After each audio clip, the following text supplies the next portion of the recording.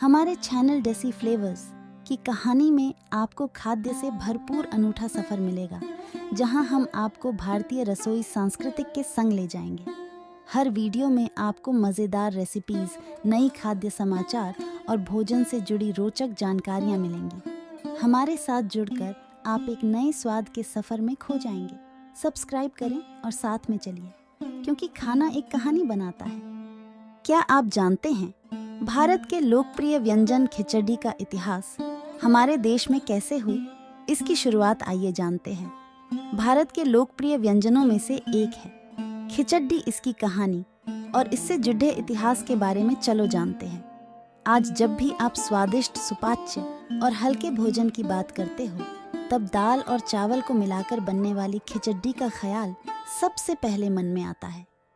लेकिन न जाने कितनी बार आपको ये ख्याल आता होगा कि आखिर खिचड़ी के रूप में प्रचलित इस हेल्दी डिश की शुरुआत कैसे हुई, और इसमें ऐसा क्या खास है कि ये भारत के सबसे लोकप्रिय व्यंजनों में से एक बन गई। आइए इसके इतिहास से जुड़े कुछ रोचक तथ्यों के बारे में जान लेते हैं।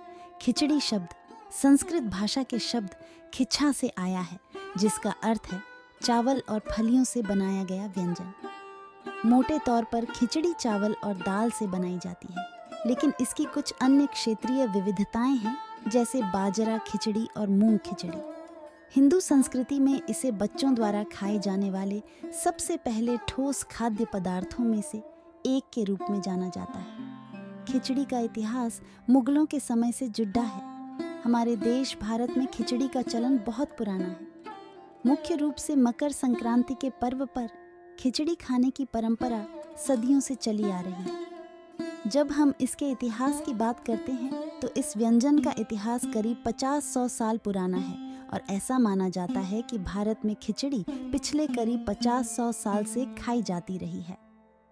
यह मुगलों के अधीन था कि उपमहाद्वीप में खिचड़ी प्रमुखता से बढ़ी है।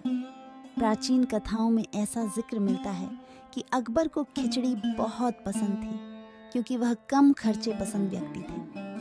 वह अपना भोजन अकेले करना पसंद करते थे। अकबर बीरबल की एक प्रचलित कहानी में भी खिचड़ी का जिक्र किया जाता है। ऐसा माना जाता है कि अकबर के दरबार में अबुल फजल प्रतिदिन 30 मन खिचड़ी पकाता था, और उसके घर से गुजरने वाला कोई भी व्यक्ति 24 घंटे खिचड़ी का स्वाद ले सकता था। मात्राओं के अनुसार एक मन लगभग 40 किलो था, और 30 मन प्रतिदिन 1200 किलो खिचड़ी के बराबर होता था। खिचड़ी का इतिहास प्राचीन ग्रंथों में भी मिलता है। 14वीं सदी में मोरक्को यात्री इब्न बतूता, 15वीं सदी में रूसी यात्री अफानासी निकितिन व 16वीं सदी में अबुल फजल ने अपने दस्तावेजों में खिचड़ी का जिक्र किया है। महाभारत काल से भी जुड़ा है।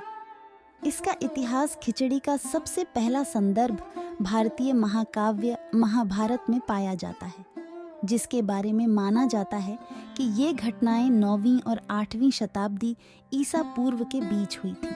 कहा जाता है कि महाभारत में द्रौपदी ने अपने वनवास के दौरान पांडवों को खिचड़ी खिलाई थी।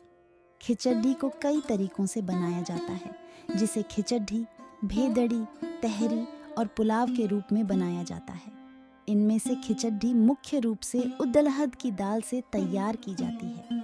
भेदड़ी में मूंग की दाल और चावल होते हैं। तहरी में दाल व चावल के अतिरिक्त आलू व सोयाबीन भी डाले जाते हैं, जबकि पुलाव में दाल, चावल, सोयाबीन व मौसमी सब्जियां डाली जाती हैं। इस प्रकार खिचड़ी सभी के बीच एक लोकप्रिय भोजन की तरह सामने आती है। इस प्रकार खिचड़ी का इतिहास काफी पुराना है, और इस लोकप्रिय व्यंजन का जिक्र महाभारत में भी मिलता है, जो इसे और ज्यादा लोकप्रिय बनाता है। तो कैसा लगा खिचड़ी का इतिहास?